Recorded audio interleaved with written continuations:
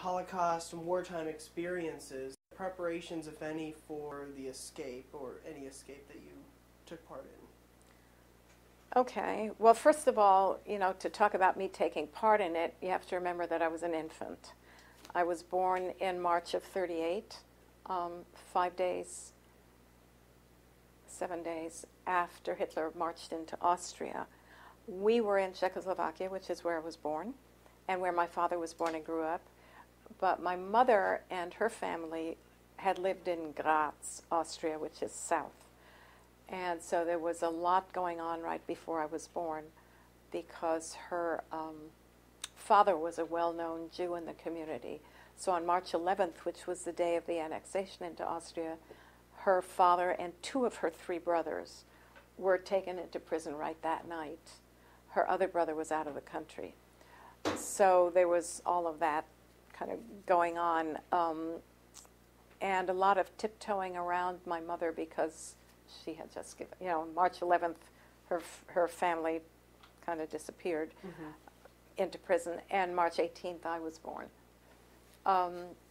And so we stayed in the town that I was born for about 4 or so months, until the Munich Agreement, which gave, I was born in northwestern Czechoslovakia, in Ústí nad Labem, which is also in German known as Aussig. It's not too far from Karlsbad and not too far from the German border. So that's the part of Czechoslovakia that the Munich Agreement gave to Hitler. And so we left. And how exactly did you escape? Well, at that point, that wasn't yet a matter of escaping. It would have been. The Munich Agreement was in October. In November, we all went to Prague. My father had no problem getting into Prague because he had been born and raised there and went to university and the whole thing. My mother, however, didn't have the status, and there was an official status with a German word that went to it, and probably a Czech one also. That indicated that she didn't belong. She was a non-belonger because she hadn't been born and raised there. So she and I had to be smuggled in. Now, smuggling in a 4-month-old baby was no problem. Her teacher of the Czech language took me in on her arm like her baby and kept me for a week. So that wasn't a big problem. My mother had to smuggle in, and she came in a moving van under the furniture. Now, not a van like we think of now, these huge, huge, huge trucks. More like a truck as you might see on a farm, perhaps, or maybe a little bit bigger. And, she took a risk. If they had searched that particular van, she would have been deported. But we were lucky. That may have been the first time, but there were others to come. And that van wasn't searched, and so she got in. And once she was in, it wasn't that much of a problem, because even then Prague is a big city, and it was easy just to move around in there. So then we were in Prague until I was a year old. We left Prague on March 15th, and I was a year on March 18th. And we left because the Nazis were coming in. In fact, 2 weeks after they came in,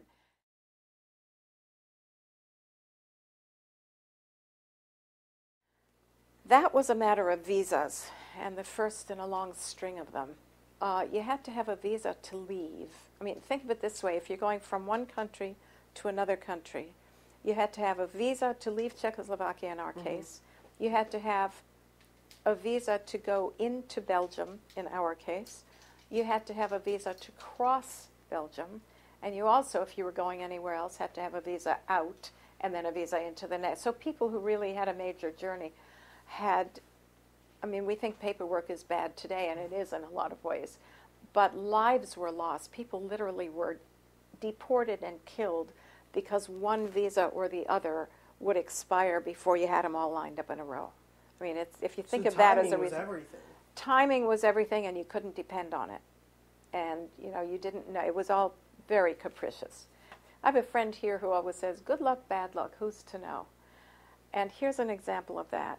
My mother's father, my grandfather, was a scientist, and he won a Nobel Prize for the work he had done. He won it in 1936.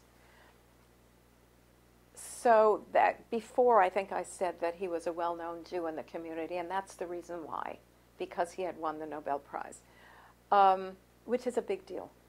It's a very big deal. So here he won this big deal, and he was taken right away. He was taken prisoner on the day. On the other hand, and I know this sounds so preposterous that for years after I was told, I didn't believe it either. Part of what happens when you win a Nobel Prize, you're presented with it at this huge state dinner in Sweden. And my grandfather happened to be sitting next to the Belgian Queen. And there were, people who were aware. There were signs of things coming down the pike. I mean, Hitler had come into power in 1933. That was 1936. And she had said to my grandfather, if there's any way I can ever help you, let me know. So he did. They were held in prison for 10 weeks, my two uncles and my grandfather. And when they were released, they had what I think I was told was 2 months to get out of the country. But you had to have some place to go or you couldn't get a visa. So to make a long story short, the Queen arranged for my grandfather to get a university chair, a professorship, which was meant for foreign professors, to be visiting professor for a year, and she saw to it that he got that. So then he could get a visa out and a visa in. So he was taken care of. I don't know exactly. I know what happened with one uncle. I don't know what happened with the other uncle, but they ultimately got out also. This same queen not only got us visas into Belgium, it was a visa for 3 months, and then we had to leave. And I don't know what that was about, but nobody really wanted a lot of Jews coming in and massing and taking jobs and all that. So there is a country somewhere in the world that I don't know, that I will never know, that my parents never knew, which at her behest granted us a visa to come in. The understanding was that we would never use it, but it got us into Belgium. The Queen got us into Belgium, and then we could stay within the law by having a visa out. Mm-hmm. You had to prove that you had the visa out before the visa in would be allowed. So does that make sense? Yeah. So we were in Belgium for 3 months, and then we had to leave. My mother and I had the opportunity and took it to go to England. I guess we had been in northern France for a little while, a very little while, I'm not quite sure. Or we went directly to England. This same Czech teacher who smuggled me into Prague, by that time had also gotten out. She was in England as an au pair. Do you know what that is? No. But somebody who takes care of other people's children in the family of those children. Okay. A live-in. So a nanny. A nanny, yeah, a nanny, exactly, a nanny. And so she got my mother a job as a nanny in the same house. So my mother and I had a reason and got visas to go into England.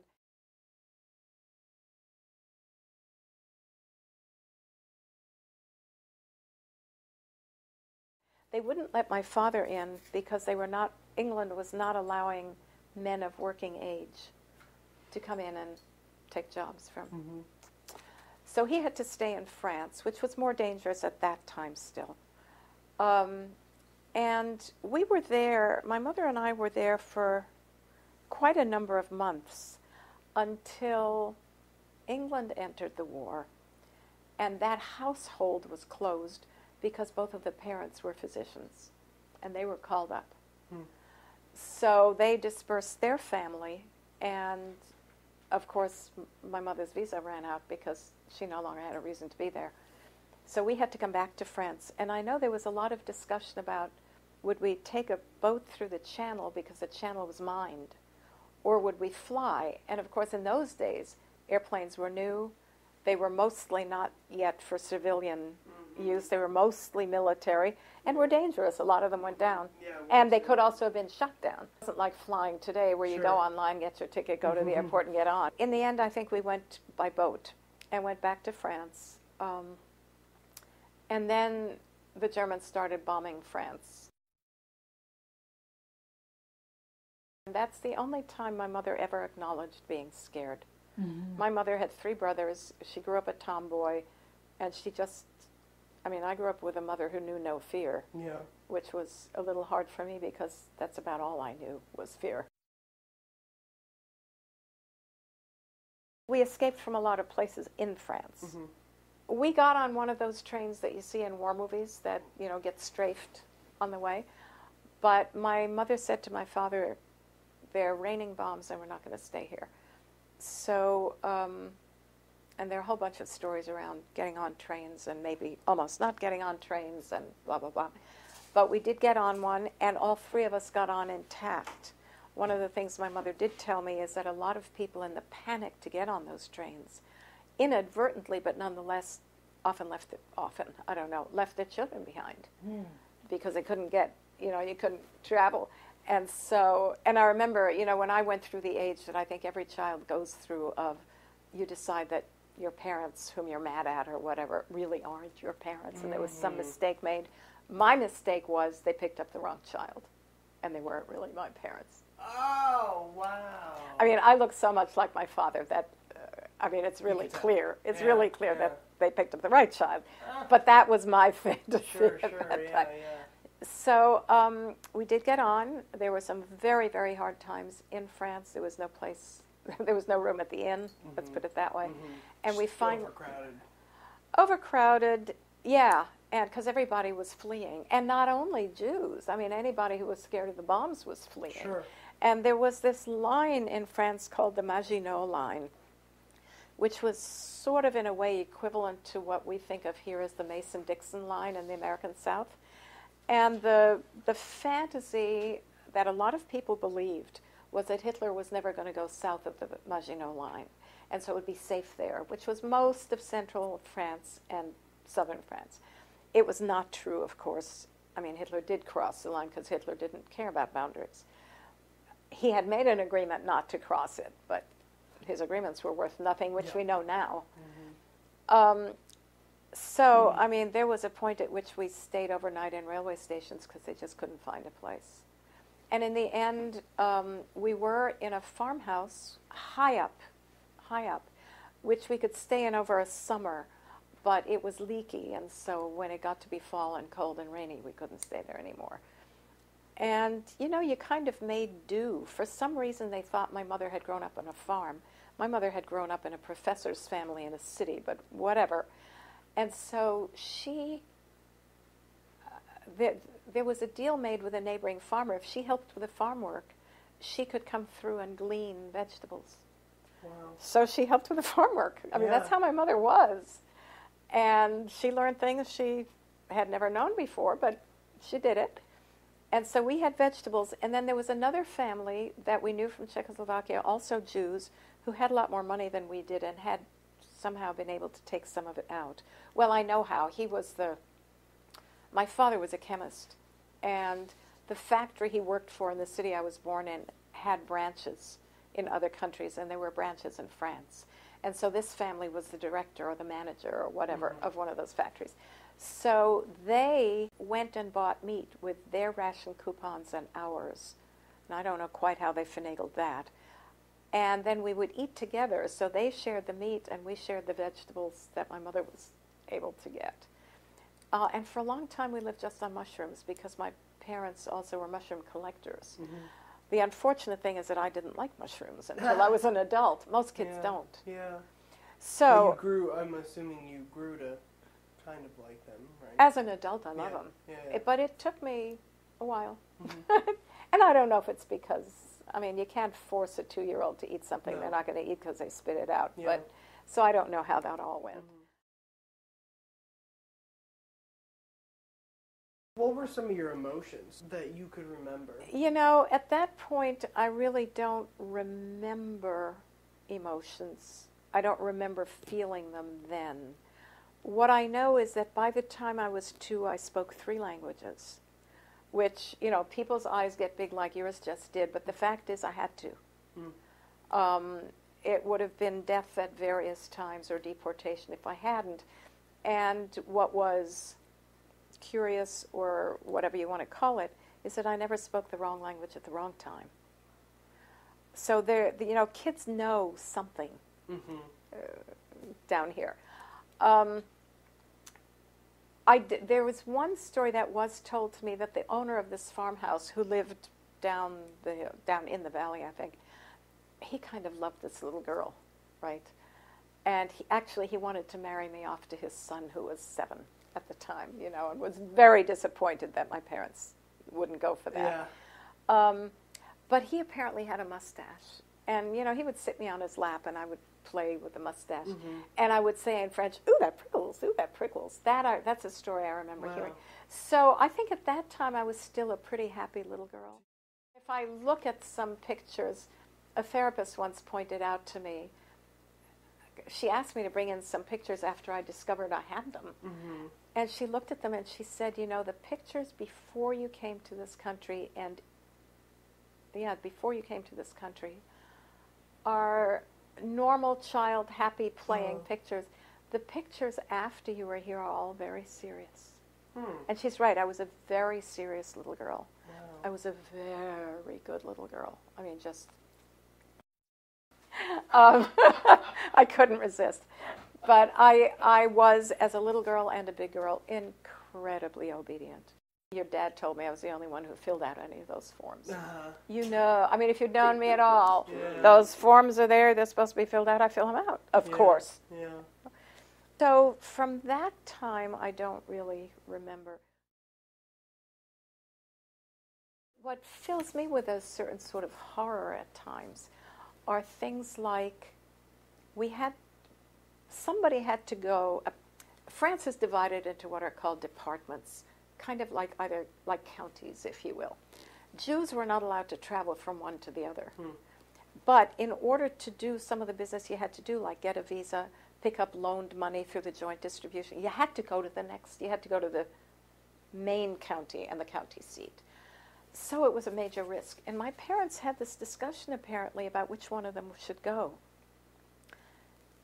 And what they decided is that my mother would go, because if she were picked up and deported, my father, now remember, in those days, as a man, had a chance of being, if he survived, had a chance of being able to support me. But my mother, in those days, as a woman, had much less of a chance. But if I think of having to make that decision, I'm a mother now and a grandmother, and I can't imagine. I really cannot get it through my brain cells to try and make a decision like that. So she went, and what she did, I mean, my parents lacked a lot of things, but they were not stupid. They didn't lack brain. She went at night on the train because the trains were not inspected as much as at night. And she arrived in the very, very early morning. And so the office, I think she had 4 hours before the office of the JDC opened. And she went from Catholic church to Catholic church. A, they were open in those days, 24/7. Wow. And B, not many people looked for Jews in a Catholic church.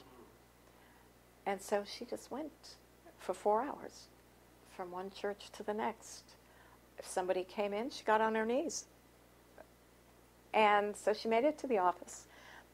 They weren't going to give her the money. They claimed it wasn't there, and she knew it was. And my mother, at her highest, was 5'2". And this was a Friday, serendipitously enough.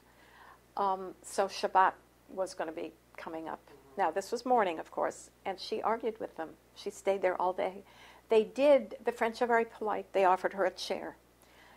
And she sat on that chair and wrapped her legs around the chair legs and just decided to herself that she wasn't going to get out of that chair without the money. Now, a 5'2" woman in a chair, 2 men could have picked it up. But this were the French. They didn't do it. And as it got closer to closing time, and she was still sitting in that chair and saying she wasn't leaving without the money, they found the money. Okay? So then she had to get back, and she did the same thing. And all of this was luck. She could have been picked up anywhere. Got back. We went to Marseille, which is where we hoped a ship was leaving from. And we had been told, I mean, there was no place to stay in Marseille. I mean, The world's Jews were in Portugal trying to get out, no longer England, and France trying to get out. So somebody had told my parents that, while you're looking, one place, if you take this, what would essentially be like the Max line, like inside the city and the suburbs train, to the end of the line, there's a little, what we would now call a motel. I don't know what it was called then. And so they did. They rode an hour on this thing to the end of the line with me. I was now almost 3. And got out and went to this place, and there was a main house and a lot of little cottages. And what it was a house of prostitution. That's what these little houses, little cottages were for. But it was a place to stay. They got their money, and it was cheap because the prostitutes, didn't make their money by the room rental, okay? And we stayed there a week. And so this 3-year-old spent a week of her life in a house of prostitution. Oh, gosh. It's kind of a fun, Yeah. I mean, it wasn't fun then, but, and then my father looked, and there was a ship that was leaving on Monday, and this again was Friday. It was the next Friday. But I forget how it goes. They were only taking men, I think, but no women and no children. And then as it got closer and closer and closer, it evidently didn't fill up. I don't quite get that, because everybody wanted out, but a lot of people would not leave their families, and my father was among them. And so finally, we were allowed on that ship, and it turned out later that it was the 2nd or 3rd last from that port to get out.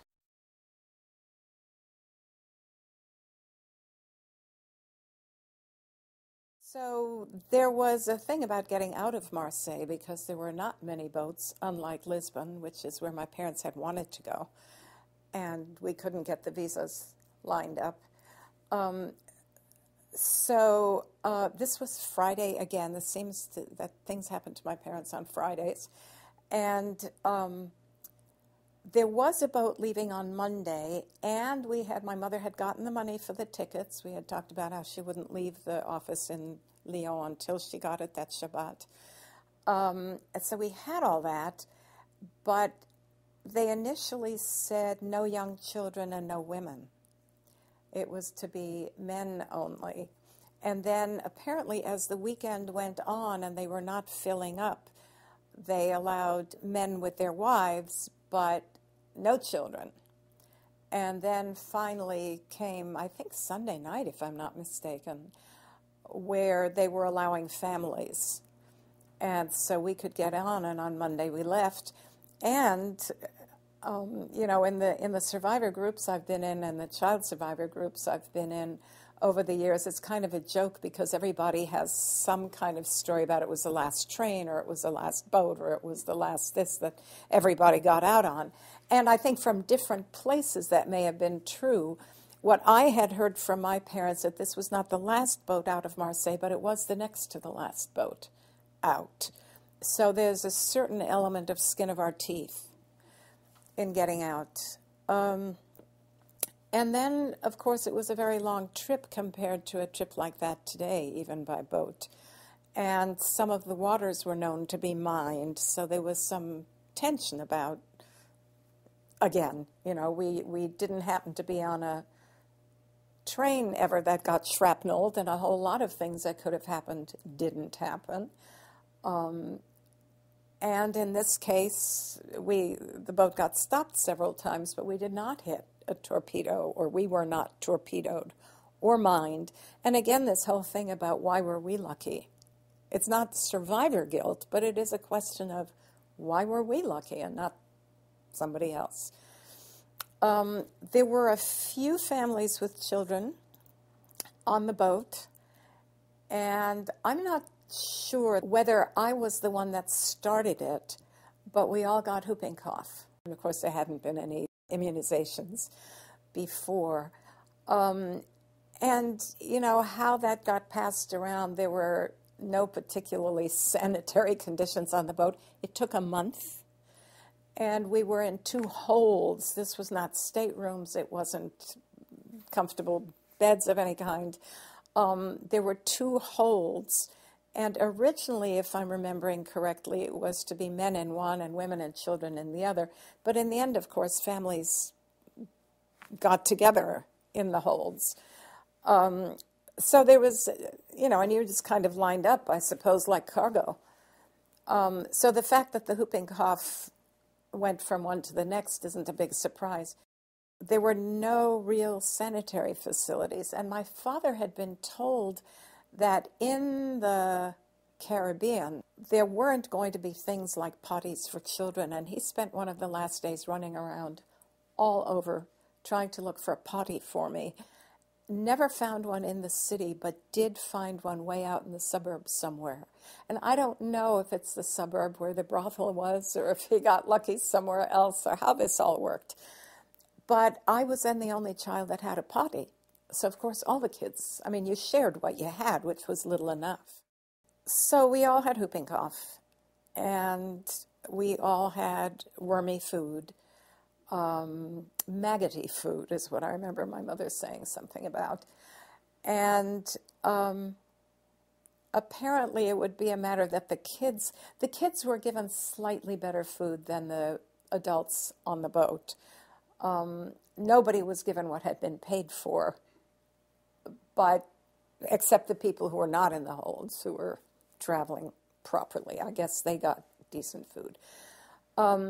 But there were, these ship ropes that are on the deck in a circle, and the kids were all put in there to sit on that circle, and we ate and, I suppose, played and did whatever in that circle of ropes to keep us somewhat safe, because, the young ones were quite young. I was 3, and there were 2-year-olds and 1-year-olds, and I think 6 of us.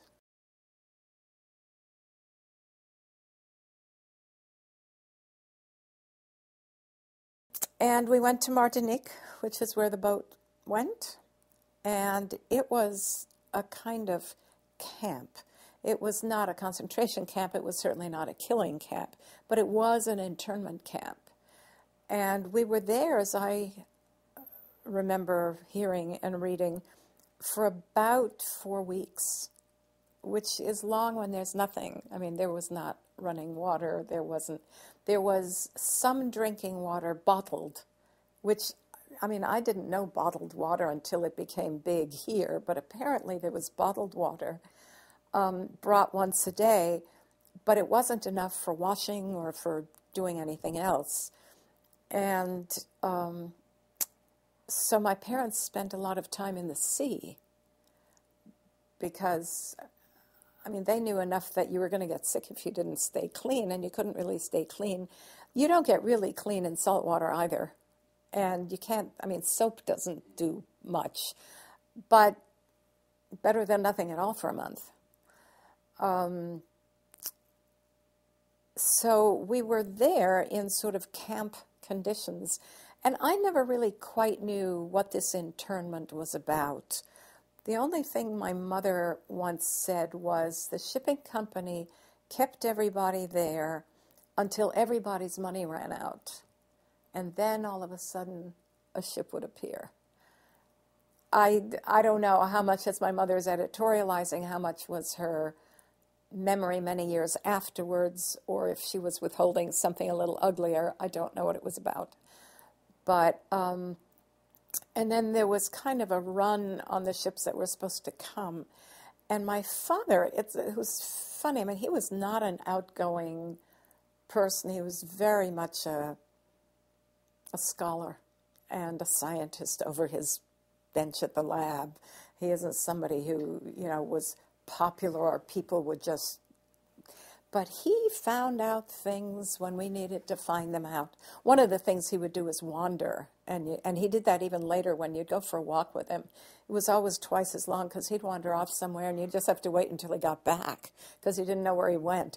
But in these cases, he wandered, and he found trains that were leaving. He found an open door in a train station in Europe where we got in and got on the train out of Paris. We weren't supposed to be able to get into that station because it was all people who had worked for a certain company. that sort of thing, or certain companies. In any case, he heard about a boat that was not going directly to New York, but was going to what was called Ciudad Trujillo at that time, which is Santo Domingo City. I guess it was also called that, the English name and Spanish name. And that from there would be boats. And it was a little bit of a secret, so there wouldn't be a run on that.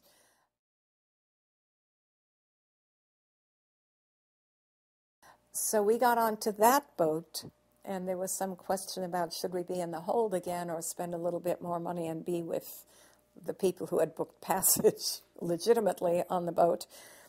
And one of my parents said we shouldn't spend the money because we had sort of pretty much run out of money by then. And my other parents said, no, for health reasons we had to. And then they saw somebody who was getting on and going down into the hole just full of what must have been some sort of disease or scabies or what it might have been. So the reluctant parents said, okay, we'll spend the money we don't have. We were already in debt somewhere across the ocean. And so then all of a sudden, having had no sanitation and enough food, but really lousy food, with worms and things in it for a month and a month on the ship, suddenly they're in the dining room. And you could eat whatever you wanted. And if there were 5 entrees offered, you could have 5 entrees if you wanted them. My parents didn't do that, but there were people who got plenty sick from having done that. And we arrived in New York. I know that in the previous time that this interview was happening, I talked a little bit about decisions that my parents had to make throughout, which I can't sort of imagine having to make. And one of them had to do with the arrival here, because Ellis Island was a threat. Conditions there were very harsh. People were not necessarily very nice to you, and you could be sent back. And some people were. Some people were not. Some people were held until whatever the circumstance was taken care of and then released. But it wasn't something anyone wanted to do, and I had whooping cough. And so, they weren't allowing people in who were ill, and certainly not contagiously ill. And so, by that time I was a little over 3. We arrived June 2nd. My birthday's in the middle of March. And they had to decide whether to tell me not to cough or not to say anything and let it, hope that this 3-year-old, and hope for the best, right? I can't imagine. When the stakes are that high, it just appalls me. And it also, there's a certain kind of awe that goes with how do you make a decision like that? But they evidently decided not to say anything, which is, it's sort of like if they had said something, it's you're going to go in this room with a great big pink elephant and don't look at it. So they didn't say anything, and I did not cough or whoop. And you may remember my saying that I was an incredibly obedient child, kind of nauseatingly so. But I was evidently one of those, and I think this is much more common in children than we give them credit for, but I must have picked up, I must have known in some odd way of knowing. And it didn't happen. It could have, but I didn't. So we did not go to Ellis Island, which was a good thing.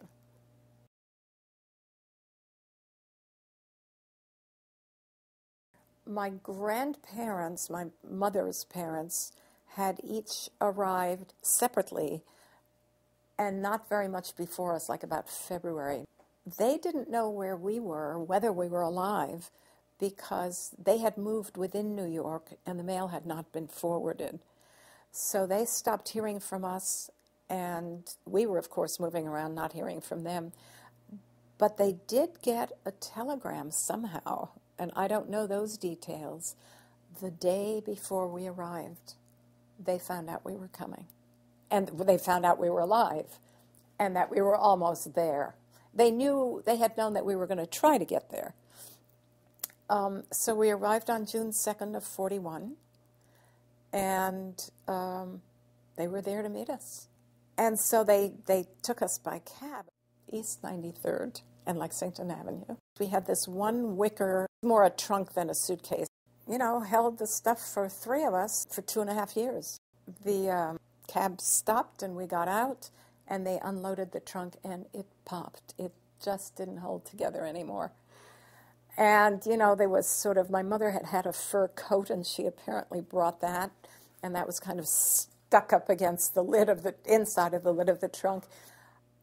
I ate, and we ate, and the other Hoopinghoff children ate, one by one, out of an enamel plate that I still have.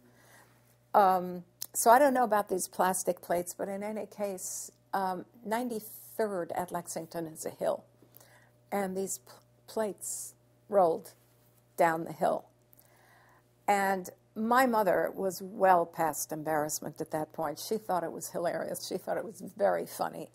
But my grandparents, particularly my grandmother, who was fashionable in her hat with a feather and so forth, did not. She was mortified. And those were in the days when the apartment buildings had a doorman, and of course the poor doorman didn't know what to do either. And I mean, we looked kind of rough. It was... So that was our entry into the United States. We lived with my grandparents in a one-bedroom apartment for a while, and my grandfather slept in the one bedroom, which was also his office, and my grandmother on the couch in the living room. And my parents must have been in the living room, too. I remember that I slept on the floor on the 3 pillows that came off the couch every day, which for a 3-year-old was fine. But, it must have been a little tight until my father found a job, and we moved to Kew Gardens. And I grew up in Kew Gardens. When we moved to Kew Gardens, it was again a one-bedroom apartment. And at the time, to me, the one bedroom seemed very large. And it did have windows on 2 sides. And my sister and I shared it. She's 7 years younger than I, and we shared it. And my parents slept on a couch that opened up in the living room. Which was how it was at that time. In our second apartment in New York, which was in Parkway Village, which was a UN village at that time, it was a 2-bedroom apartment, but smaller than the one we had moved from. And my mother set up a school desk for me in a walk-in closet, which had a light, And the one time we had any animal, which was a set of gerbils, they were in there, and her sewing machine was in there. We didn't have that many clothes, and so we didn't use it for clothes. We used it as a little windowless room. How do you get a sense of belonging anywhere? And do you get a sense of belonging anywhere? And I couldn't understand for years and years and years and years why I never felt that I quite belonged anywhere I was. And it makes a kind of sense. It doesn't make it a whole lot easier, although as your life goes on, you adapt to that. But, I came to this country at a little more than 3 years old, and I spoke 3 languages. And you tell that to an American audience, and they go, wow. If your life depends on it, and you're a child who just picks it up like that, it wasn't a big deal, but it certainly made me different. It makes me different as an adult, and most people I know, say through work or whatnot, don't know that about me. They don't know a lot about me. Because it gets old to always to be on the outside looking in. You live in the United States. You speak English without a foreign accent, which was not true of my parents, but was true of me. But there's this background which makes you not quite American, and besides, you're naturalized, whatever that should mean to other people. But then you go to Europe, and in my case, your German is good, your French is good, your accents aren't bad, but it isn't fluent and it isn't perfect, and your clothes are American cut and your haircut is an American cut. And so you're European but not quite, and over here you're American but not quite. And it just went on and on like that. You know, I once wrote a list of all the many ways that I'm peripheral. That was the big one. Different immigrants, of course, have different immigrant experiences. I was the immigrant child of a very educated set of parents. My father was an organic chemist in research, and my mother had gone to medical school, but you need 5 years in Europe, and she could only do 4 because then we just had to leave. And she couldn't, if you had your MD in Europe, you could take the exam here, and if you passed it, be an MD here. But if you didn't yet have it, you had to start all over again. Well, there's no way, as refugees, as immigrants, as being massively in debt for our lives, that she was going to go to medical school. I mean, she was cleaning toilets when we started out, and then she moved on to, and I think it was a Penny's, where she was sewing sequins and appliques on children's clothing to make some money.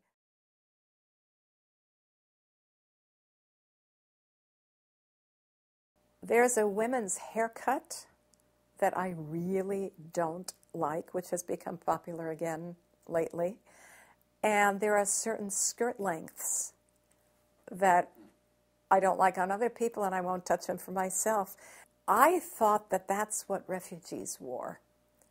You know, the really poor people, the really rough people, the really who could also rough it. But there was a certain coarseness that went with some of my family, my parents' friends, for example. And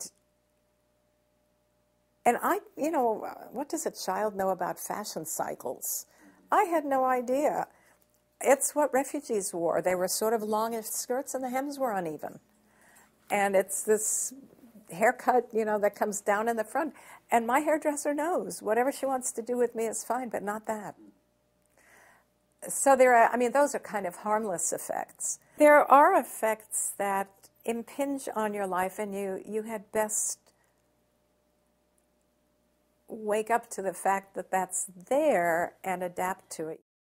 This reminds me of something I remember you mentioning, and I think it was related to the ship. Because when you're on the ship, you're in the cargo hold, you're way down here. Mm-hmm. There's no easy way out. And I remember you mentioning something about, to this day, when you go to a theater or any building, you need to sit close to the exit. Boy, you have a memory. Is that right? Yeah, I don't necessarily need to sit close to it. What I do sit on the aisle, mm-hmm. and that took me a while to... And the first thing I do is look around and see where are the exits so that I know where they are. And I sort of rehearse a little bit. And I mean, it gets less as you get older, but it doesn't go away. I kind of rehearse, how would I get out? And if I'm with somebody, how would I get them out? It's never happened. I hope it never does. But that was also, for me, one little onion skin layer added to the horror of 9/11 for the people who are in the buildings. I mean, the idea that you can't get out except by jumping, you know, that, and so the whole thing about entrapment, and it was partly, I'm sure, from the hold, you know, getting out of a hold of a ship or not getting out of a hold of a ship. I've always ascribed it more, and I'm going to think about that because you might be right, but more a matter of, were we going to make it out of Europe before we were deported, or, you know? So I often joke, and it's really only half a joke, that my sanity is really tied to my mobility. You know, I do have a car. I am trying to use it less. I'm using public transportation. This is not wartime. They're not after me because I'm a Jew. But I think ahead at my age to what's it going to be like if I live long enough to have my car keys taken away. It isn't going to be only a nuisance or a sacrifice to not be able to get around.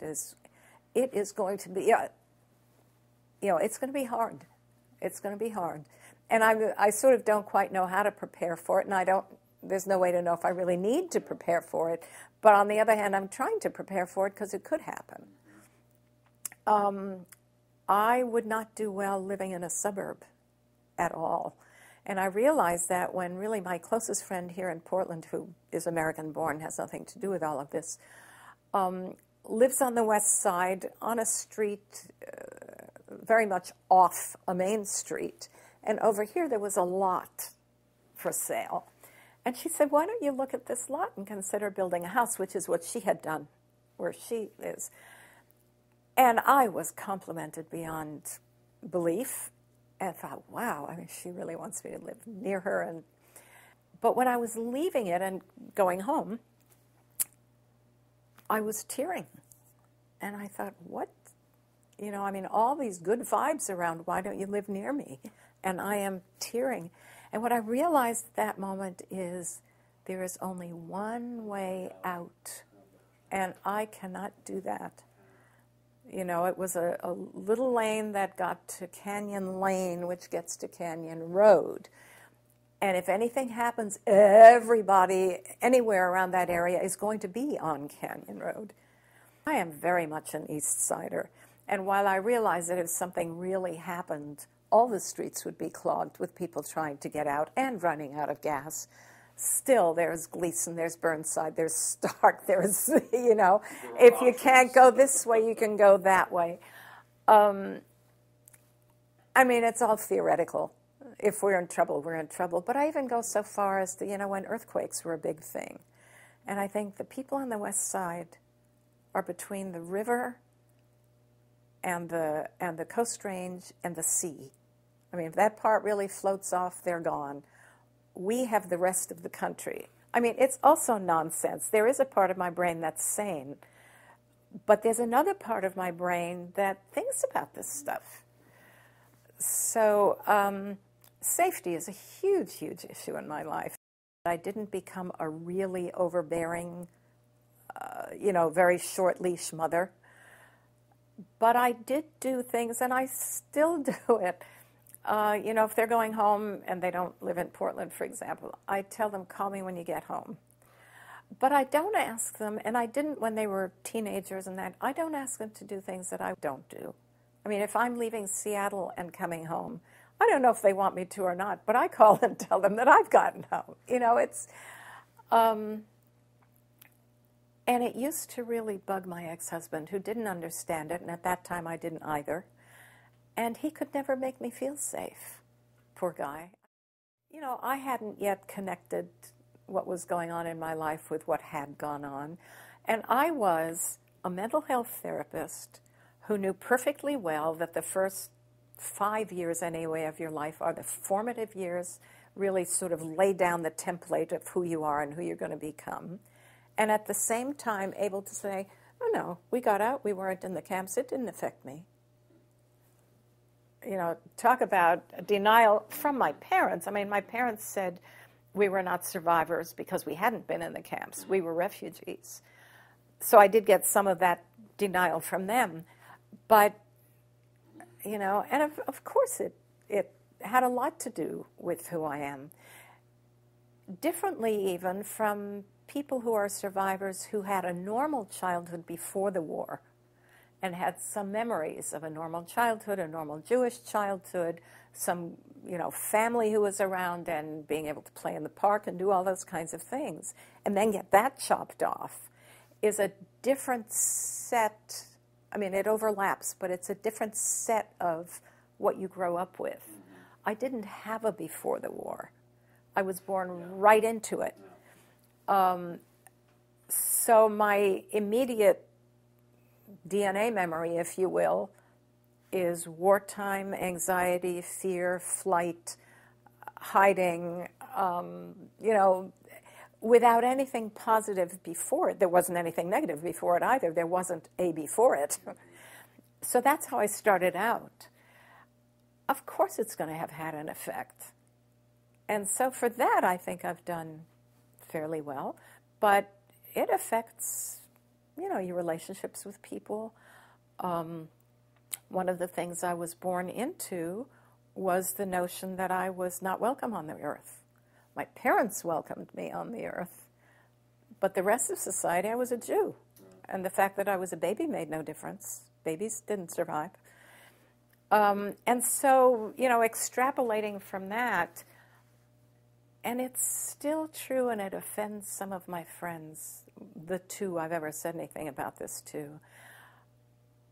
I am incapable of generalizing that if somebody liked me yesterday or wanted me around yesterday or, was just glad I was in their life yesterday, it doesn't necessarily mean that next week they still will.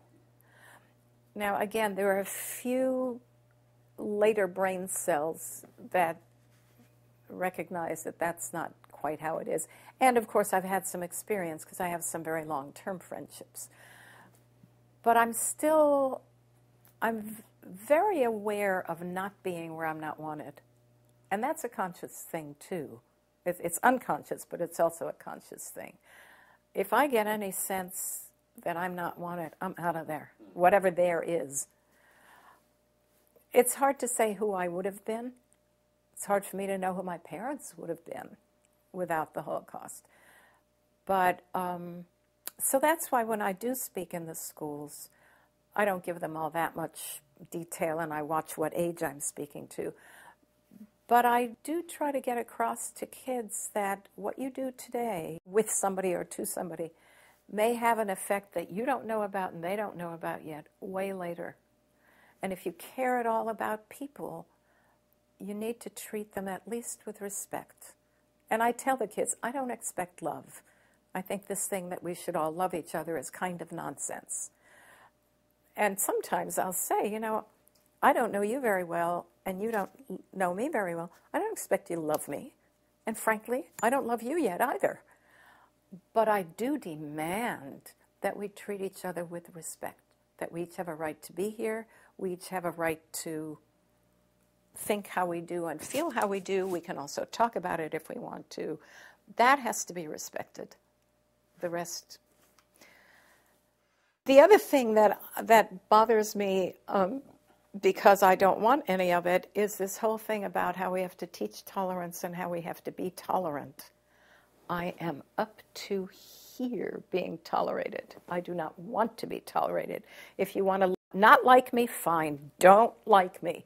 If you want me to be around and you like me, fine, do that. But don't let me be there and wish I weren't. Mm-hmm. I don't like the word tolerance. I prefer acceptance. And I mean, there is a difference. There is a difference. Really, if I tolerate you, what that means really is that I'm putting up with you. That's right. That's right. And there's a big difference between putting up with you and saying, you're okay, it's fine for you to be here. Right. There is a difference. And, I am quite an avid supporter of Morris Dees and the Southern Poverty Law Center. And they put out really quite a wonderful thing, mostly for teachers. It's kind of I don't want to call it a magazine, but which any donor gets, called Teaching Tolerance. And I've never written to them to ask them to change the name, but it makes my stomach contract a little bit each time I get it, because I don't want them to be teaching tolerance. I want them to be teaching acceptance. Yeah, no, I totally agree. So, I guess for some of us, semantics are really important. Well, and for the rest of us for whom they're not, they don't realize the power of words. So many things happen to us when we're younger that at the time we don't think about it, but it has an effect. Yeah. Yeah. And some of this, it's like all the survivors that I've come to know or talked to or interviewed. It's like everybody says, it never goes away. The events and whatnot, it really never goes away. Right. It's easier as time goes on, but it doesn't go away. Because it's something you grew up with. Well, and that brings up the whole issue of closure. I mean, I was a mental health therapist in my earlier adulthood, and then I went to nursing school. I became a hospice nurse. So I deal a lot with pain and death and loss and so forth. And there was a time when bringing oneself or somebody else to closure was the big word. And, I tend to have gut opinions first, and then my head eventually gets connected, and I know what the gut has been trying to tell me. I was never comfortable with that word because I don't think closure exists. And now I know that closure doesn't exist. And so, most people know that survivors didn't talk about it when they came. Certainly my parents didn't. But also that people here, especially American Jews, also didn't want to hear about it for a variety of reasons. And so the thing was, it's over, get over it and move on. Well, the move on piece, yes, you do have to move on. But this idea that it's something you can leave behind like an old suitcase and go on without is totally false. And it's false for everybody, whatever their upbringing was. If your history is traumatic, however, it isn't a matter that you get over it. It is more like you had a very, very deep wound. The wound slowly, eventually heals. If it heals well, it heals from the inside out. But you are left with a scar. And that scar will always be with you. And there will be times if the scar is big enough that as you move, it'll pull a little. Scars do that. It will always look a little bit different. And anybody who sees you will notice that you have a scar.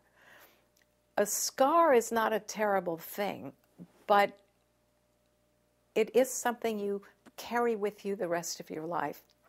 And that's how it is with emotional scars, too.